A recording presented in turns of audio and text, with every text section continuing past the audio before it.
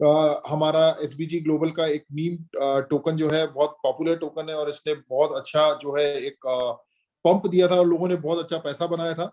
तो उसी का एक प्लेटफॉर्म है mango tree. Mango tree basically एक मैंगो वॉलेट भी हम लोग डेवलप कर चुके हैं, मैंगो का ब्लॉकचेन भी हम लोग डेवलप कर चुके हैं। मैंगो को लेकर के जितने तमाम इकोसिस्टम है वो सारी चीजें हमारी डेवलप्ड है और उसमें से मैंगो वॉलेट जो है वो 16 तारीख को आप लोगों के बीच में लाइव हो जाएगा, एक बहुत बेहतरीन प्रोग्राम के साथ में, बहुत अच्छे खूबसूरत प्लान के साथ में। और प्लान इतना जबरदस्त रहने वाला है दोस्तों, मैंने कल भी कहा था बहुत एक्साइटमेंट रहने वाली है, क्योंकि इस प्लान के अंदर हम जो टारगेट करके चल रहे हैं वो 4 से 5 महीने के अंदर लगभग 1 करोड़ कम्युनिटी, मतलब 1 करोड़ कम्युनिटी को हम लोग जो है मैंगो वॉलेट के साथ एसोसिएट कर पाएंगे। कहीं ना कहीं मैंगो वॉलेट्स के होल्डर्स में इंक्रीमेंट आएगा बहुत जबरदस्त, और वहीं एमएमआईटी का जो प्राइस है वो रॉकेटली बूम करने वाला है। So our revolution product develop by SBG global ecosystem. जैसा कि आप जानते हैं कि एमएमआईटी एक एसबीजी ग्लोबल का एक नेटिव टोकन है, तो उसी से रिलेटेड जो मैंगो ट्री है वो उसके इकोसिस्टम का पार्ट हम लोग लॉन्च करने जा रहे हैं। Rakesh sir next slide please. Journey of web 3.0। देखिए मैं समझता हूँ वैसे तो तमाम लोगों ने ये सुन ही लिया होगा कि वेब 3.0 जो है अभी आज की तारीख में बहुत ट्रेंडिंग में है, और वर्ल्ड की जितने भी तमाम बड़ी बड़ी कंपनीज जो है वो वेब 3.0 के ऊपर आ रही हैं। हमारे लिए ये जानना बहुत जरूरी है कि वेब 3.0 बेसिकली है क्या चीज और इसकी क्यों जरूरत पड़ रही है। तो वेब 3.0 दोस्तों को ज्यादा समझने से बढ़िया है। हेलो सर, मैं एक रिक्वेस्ट और भी करना चाहूंगा आपसे। प्लीज।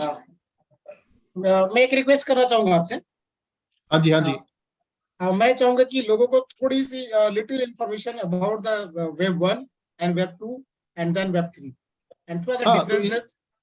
हाँ हाँ, इसके बारे में नेक्स्ट स्लाइड राकेश जी, उसमें 1 और 2 के बारे में जिक्र है। तो ये अभी जर्नी है ना। Okay sir. तो जर्नी ऑफ वेब 3.0 बेसिकली ये जो स्लाइड है ये आपको ये बताएगी कि एक जो शुरुआत हुई थी वेब 1 से और उसके बाद वेब 2.0 आया, फिर वेब 3.0 आया, तो इनमें क्या डिफरेंसेस थे और ये कारवा कब स्टार्ट हुआ था और कहां से अब आज की तारीख में हम जो है किस प्लेटफॉर्म पे खड़े हैं। तो वेब 3.0 बेसिकली कुछ नहीं है, ये एक third generation of world wide web है। WWW जो कि हम किसी भी एक्सटेंशन या डोमेन के आगे लगाते हैं, तो उसका एक थर्ड जनरेशन है, थर्ड अपग्रेडेशन है। Rakesh sir next slide.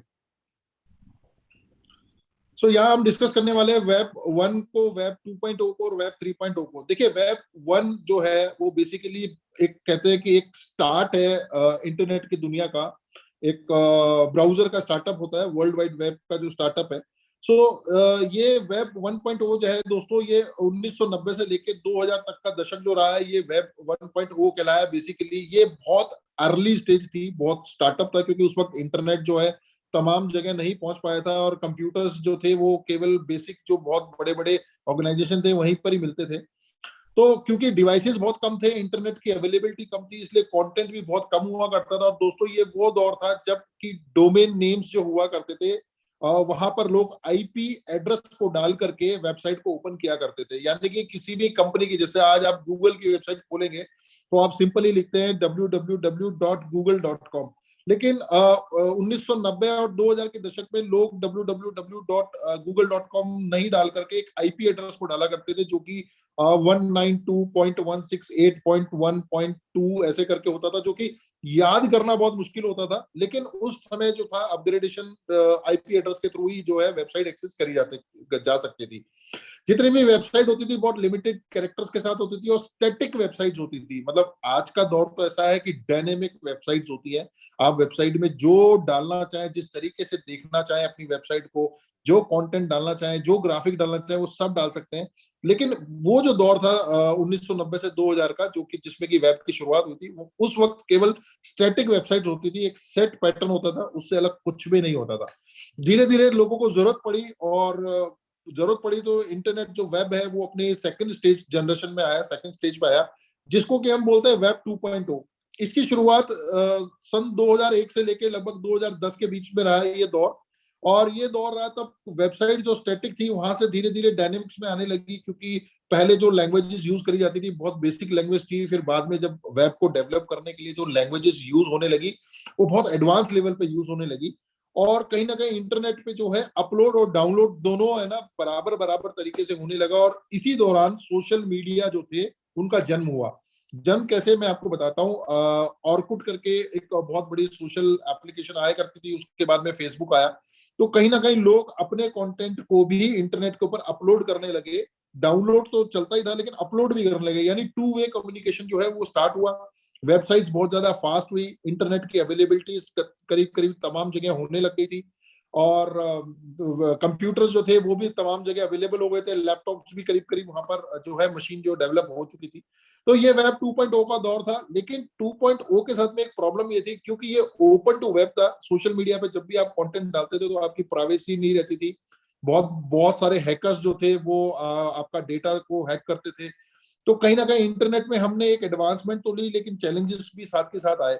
वो चैलेंजेस को फेस करने के लिए और बहुत ज्यादा डायनेमिक वेब लेवल पे ले जाने के लिए वेब 3.0 का जन्म हुआ। वेब 3.0 की शुरुआत वैसे तो 2010 से हो ही चुकी थी, अभी तक वेब 3.0 के अंदर ही चल रहा है, लेकिन अभी भी बहुत बड़ी ऑर्गेनाइजेशंस और कम्युनिटी वेब 3.0 से थोड़ा सा दूर है दोस्तों। उसका एक रीजन ये भी रहा है कि बहुत सी कंट्रीज के अंदर जो है इंटरनेट का स्पीड उतना अवेलेबल नहीं था। जैसे आज भी अगर आप बहुत से देश जो मुझे याद आ रहे हैं, कंबोडिया है या वियतनाम है, वहां पर आज भी जाएंगे तो मोबाइल के अंदर 2G इंटरनेट मिलता है, जबकि इंडिया में मैं समझता हूँ 5G नेटवर्क जो है प्रॉपर तरीके से वर्क कर रहा है, और यहाँ दुबई में तो 6G नेटवर्क भी अभी हम लोगों का चल रहा है। तो वेब 3 के अंदर दोस्तों जो सबसे अच्छी चीज आपके साथ में होने वाली है वो ये है कि आपका कोई भी डेटा है वो प्रॉपरली डिसेंट्रलाइज रहने वाला है, बहुत सिक्योर रहने वाला है, बहुत प्रोसेसिंग उसकी फास्ट होने वाली है। एंड कहीं ना कहीं ये जो वेब 3.0 है, ये एक फ्यूचरिस्टिकली देखा जाए तो ये वेब के अंदर एक थर्ड जनरेशन रेवोल्यूशन है। तो ये मेजर डिफरेंसेस है कि वन से कैसे हम अपग्रेड होकर टू पे गए, और टू से आज जो है हम वेब 3.0 के अंदर स्टैंड कर रहे हैं। Rakesh sir, next slide please. Limitations of web 1.0 और 2.0, देखिए मैं आपसे मोटा मोटी शेयर कर चुका हूं कि वेब 1.0 और 2.0 में क्या कमियां थी, जिसको कि वेब 3.0 के अंदर उसको अपग्रेड किया गया। लेकिन कुछ पॉइंट्स यहाँ पर लिखे हैं तो मैं आपसे शेयर कर देता हूँ। Required technical devices and internet connection, देखिए वेब 1.0 और 2.0 का जब दौर रहा था तब मशीन्स जो थी वो इतनी एडवांस नहीं थी, इतनी एडवांस नहीं थी कि वो जो आज के दौर में जो आप देखेंगे कि मोबाइल कितने एडवांस हो गए। एक टाइम था जब आपके पास में जो पुराने मोबाइल है उसमें अगर आप 5G सिम को डालेंगे तो वो काम ही नहीं करेगी, क्योंकि अब जो मोबाइल फोन्स आ रहे हैं उसमें अगर आप 5G सिम डालेंगे तो वो काम करेगी, क्योंकि उनका CPU और GPU अपग्रेड हो गया, उनका प्रोसेसर अपग्रेड हो गया, बहुत फास्ट और डायनेमिक हो गए। तो उस टाइम पे ना मशीन इतनी अवेलेबल थी, तो लिमिटेशंस थी, वो आप एक्सटेंड नहीं कर सकते थे, एक सीमा तक जो थी टेक्नोलॉजी बंधी हुई थी। और यही रीजन था कि आप देखेंगे सेकंड पॉइंट जो है, content quality is very low. जो कंटेंट हम लोग देखा करते थे उसकी क्वालिटी भी बहुत लो थी। जैसे कि मैं आज आपको बताता हूँ, पहले के जो कैमराज होते थे वो उनके पिक्सल्स जो थे वो बहुत कम हुआ करते थे, 1 पिक्सल 2 पिक्सल्स, मतलब मैं उन कैमरा की बात कर रहा हूँ जो बहुत हाई एंड कैमराज हुआ करते थे अपने जमाने के।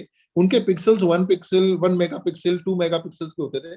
लेकिन आज के दौर में एक छोटा सा मोबाइल भी आप लेने जाएंगे, मैं समझता हूँ 15-20 हजार रुपए का, तो उसका कैमरा भी दोस्तों आपको 2 मेगापिक्सल 5 मेगापिक्सल तक मिलता है। मतलब आप समझ सकते हैं कि जो क्वालिटी उस वक्त हम लोग कैप्चर करते थे या जो हम देखते थे यूट्यूब में भी जब हम वीडियो देखते थे तो बहुत अटक अटक के हम लोगों ने वीडियोस देखे हैं। मतलब वो दौर हम सभी लोगों ने देखा है कि जो क्वालिटी होती थी पिक्चर्स की बहुत लो होती थी। और सेकंड चीज है, authentic and acceptance can not be always, मतलब जो कंटेंट वेब 1 और वेब 2 के दौर पे हमको मिला बहुत ज्यादा ऑथेंटिक नहीं होता था। ऑथेंटिक से मेरा मतलब मैं आपको बताता हूँ, आप किसी भी चीज को आज भी इंटरनेट पे जब सर्च करेंगे कि what is the best car under 35 lakh, मतलब आपने अगर ये डाला गूगल पे कि 35 लाख के अंदर सबसे अच्छी गाड़ी कौन सी है, तो आप देखेंगे वेबसाइट के ऊपर तमाम इतनी चीजें आ जाती है, सबके अपने अपने व्यूज आते हैं, और जितना भी डेटा आता है वो रिलायबल नहीं होता। मतलब आप उस पर विश्वास नहीं कर सकते कि जो चीजें लिखी गई है वो तमाम चीजें बिल्कुल सही है। तो कहीं ना कहीं आप कंटेंट आपको मिल जरूर जाता है, लेकिन उसके बाद आपको खुद को भी स्टडी करना पड़ता है उसके अंदर कि कितना ये ऑथेंटिक है और कितना ऑथेंटिक नहीं है। देन फोर्थ पॉइंट है सिक्योरिटी एंड प्राइवेसी इशू। ये मैंने आपको बता ही दिया कि सिक्योरिटी और प्राइवेसी इश्यूज आपके और हमारे बीच में वेब 2.0 तक 100% थे, क्योंकि बहुत से लोगों को और लोगों ने रोज न्यूज़पेपर में पढ़ा होगा कि आज फला बैंक का जो डेटा है वो लीक हो गया है। एग्जाम के जो पेपर्स होते थे जो कंप्यूटर्स पे रहते थे नेट पे घूमते थे वो लीक हो जाते थे, बड़े बड़े एग्जाम्स के पेपर लीक हुए हैं, और लोगों का फंड भी हैक हो जाता है। मतलब तमाम चीजें जो थी सिक्योरिटी को लेकर के उसमें ग्लिचेज आते थे, हैकर्स आते थे, कहीं ना कहीं आपका डेटा जो है स्टोर करते थे और ले जाते थे। तो ये कुछ लिमिटेशंस थी वेब 1.0 की और 2.0 की, जिसको कि 3.0 के अंदर जो कि टेक्नोलॉजी ने इसको कवर अप किया है। Rakesh sir, next slide please. Advantages of web 3.0, जैसे कि मैंने आपको बताया वेब 1.0 और 2.0 के अंदर कुछ खामियां थी, लेकिन वेब 3.0 अब क्या नया लेके आया, क्या एडवांस लेकर के आया इन दोनों एजेस से, मतलब ये दोनों जो दौर चला था उनसे अब जो दौर आया उसमें क्या चीजें आपको मिलने वाली है। फर्स्ट जो आ रही है इसमें आ रही है रोबस्ट एआई। एआई यानी कि आर्टिफिशियल इंटेलिजेंस। देखिए दोस्तों, हमने कंप्यूटर पे काम करते करते कंप्यूटर ने आपके जो काम करने का इंटरेस्ट है या जो आपकी नॉलेज है या आपका पैटर्न है उसको कैप्चर करके खुद की एक लर्निंग करी, जिसको कंप्यूटर लर्निंग बोलते हैं। और कंप्यूटर लर्निंग ने पूरे वर्ल्ड का डेटा कंसोलिडेट करके एक पैटर्न बनाया है और उस पैटर्न को इस तरीके से डेवलप कर लिया है कि वो एक आर्टिफिशियल इंटेलिजेंस बन गया है। आर्टिफिशियल इंटेलिजेंस में आपको इस तरीके से भी समझाऊंगा कि अभी आप देखेंगे तमाम जितनी भी गाड़ियां जो अब आ रही हैं मार्केट में, वो कहीं ना कहीं इंटरनेट उनके अंदर इनबिल्ड आता है। और गाड़ियों में इंटरनेट आने लग गया, ऐसा कभी जीवन में हमने सोचा नहीं था, क्योंकि हमने तो यही सोचा था कि गाड़ी में पेट्रोल डालेंगे तो गाड़ी चलेगी, धक्का देंगे तो अगर पेट्रोल खत्म है तो धक्का दे देंगे। लेकिन हमको ये नहीं होता था, हम जीपीएस लगाते थे और मतलब हद मार करके छोटी सी टेक्नोलॉजी जो लगाते थे, एंटी थेफ्ट लगाते थे। लेकिन अभी रोबोस्ट और आर्टिफिशियल इंटेलिजेंस आने के बाद में क्या चीजें डेवलप हो गई है, आपने देखा होगा कि चलती गाड़ी में भी हम मैप के ऊपर देख सकते हैं कि आगे हमको जैम मिलने वाला है या सड़क जो है हमको किस तरफ टर्न लेना है। सेकंड जो सबसे हाईएस्ट जो अभी टेक्नोलॉजी आई है, आपने देखा होगा एक बहुत सी गाड़ियों में एडास फीचर आ गया। एडास फीचर का मतलब क्या होता है कि अगर आपने दो लेन जो सड़क के ऊपर जो मार्क्स बने होते हैं व्हाइट व्हाइट, तो गाड़ियां कहीं ना कहीं उन मार्क्स को रीड कर लेती है, जो लेन्स होती है उनको रीड कर लेती है। और रीड करने के बाद वो गाड़ियां जो है उन लेन्स के बीच में ऑटोमेटिक चलती हैं। इवन दो आप रेस से पैर हटा दीजिए, ब्रेक से हटा दीजिए, क्लच से हटा दीजिए और ऑल दो स्टीयरिंग से भी हाथ हटा दीजिए, गाड़ी जो है अपने आप जो है इतनी रोबोटिक हो गई है कि वो ऑटोमेटिक चलती है। अगर कोई चीज अचानक से आती है, आप अगर कहीं ना कहीं ब्रेक लगाने में चूक करते हैं तो गाड़ी ऑटोमेटिक ब्रेक ले लेती है। और ऑटो पार्किंग सिस्टम आ गया, गाड़ी जैसे ही पार्किंग सर्च करती है अपने आप स्टीयरिंग छोड़ दीजिए वो ऑटो पार्क हो जाती है। बहुत सी गाड़ियों में फीचर आ गया। तो ये सारे फीचर सिर्फ वेब 3.0 की बदौलत ही हो पाया। तो आप समझ सकते हैं जो दौर है वो कहाँ जाने वाला है वेब 3.0 के साथ। सेकंड पॉइंट है हाईली सिक्योर। जैसा कि मैंने आपको बता दिया, पूरा डेटा डिसेंट्रलाइज्ड है, किसी एक के पास में नहीं रहने वाला। तो जब किसी एक के पास में नहीं रहने वाला है तो डेटा बहुत ज्यादा सिक्योर होगा, क्योंकि डिसेंट्रलाइज हो जाएगा। डिसेंट्रलाइज का मतलब होता है आपका जो भी डेटा है वो एनक्रिप्टेड हो जाएगा। एनक्रिप्टेड यानी वो आपने कुछ भी लिखा वो एक तरीके के कोड में कन्वर्ट हो जाएगा, जिसको कोई नहीं डिकोड कर पाएगा। और जब वो डेटा को आपको वापस जरूरत पड़ेगी तो वो सारे कोड मिलके एनक्रिप्टेड हो जाएंगे और एनक्रिप्टेड होकर के आपके पास अवेलेबल हो जाएंगे। तो इस बीच में आपका डेटा कोई भी हैक नहीं कर पाएगा। मल्टीपल एप्लीकेशन सपोर्ट्स, यानी कि तमाम जितनी भी एप्लीकेशंस हैं वेब 3.0 पे बहुत अच्छे तरीके से काम करने वाली है, चाहे वो कितनी हाई रेजोल्यूशन की हो, चाहे कितनी हाई परफॉर्मेंस की हो, या उनको जितना भी सीपीयू जीपीयू चाहिए, सारी एप्लीकेशंस वहां पर सपोर्ट करने वाली है। Quick and fast. Quick and fast इसलिए होने वाला है दोस्तों, क्योंकि देखिए आज से पहले आप और हम जब काम करते थे तो सारा इनपुट हमको देना पड़ता था, कंप्यूटर उसको प्रोसेस करके फिर आउटपुट देता था। आप समझ रहे हैं? आज से पहले हम कंप्यूटर को इनपुट देते थे, यानी कुछ ना कुछ हम कमांड देते थे, उसके बाद कंप्यूटर उसको प्रोसेस करता था। प्रोसेस करने के बाद में फिर वो एक रिजल्ट एज ए आउटकम हमको देता था, एक रिजल्ट हमको देता था। लेकिन अब जमाना ऐसा आ गया दोस्तों कि कंप्यूटर भी जो है रोबोटिक हो गया, आर्टिफिशियल इंटेलिजेंस है।